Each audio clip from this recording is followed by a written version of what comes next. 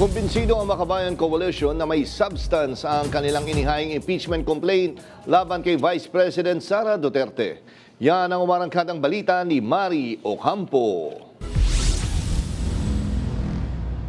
Ikinatuwa ng Makabayan Coalition ang balitang hawak na ng tanggapan ni House Speaker Faustino Boji III ang kopya ng dalawang impeachment complaint laban kay Vice President Sara Duterte.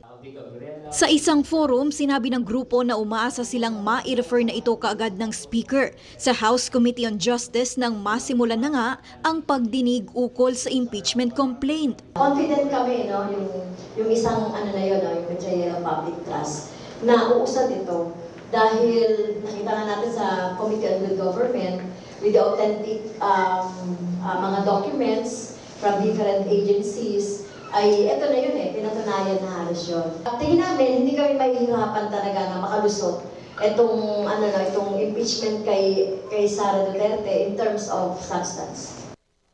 Ayon kay dating Congresswoman Franz Castro, wala rin silang agam-agam sakaling tumawid ang impeachment sa Senado. Tinitignan pa rin naman natin yung bilang kung sakaling makarating ito sa Senado, kasi kagaya sinabi natin, numbers game ito. So, titignan natin ano na yung magiging posisyon ng iba pa na mga member ng Senate kung sakaling dumating sa kanila. Pero tingin ko, hindi naman ito magiging parang fake nung nangyari sa panahon ni Escudero. Unprecedented o hindi pa umano nangyayari noon sa DepEd ang pagkakaroon ng confidential funds na umaabot sa 150 million pesos noong panahon ni VP Sara bilang Education Secretary. Mahalaga kasi ma-justify nila anong mga activities ng DepEd. Kasi dun sa nakuha namin dokumento, Attorney Luke, parang copy-paste lang ito nung ginawa nila sa Office of the Vice President. Kung makikita natin yung mga documents.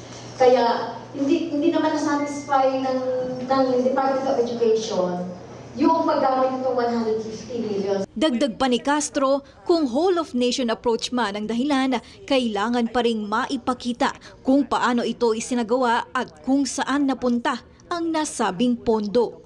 Ako, si Mari Ocampo ng PRTV News, nagseserbisyo para sa Pilipino.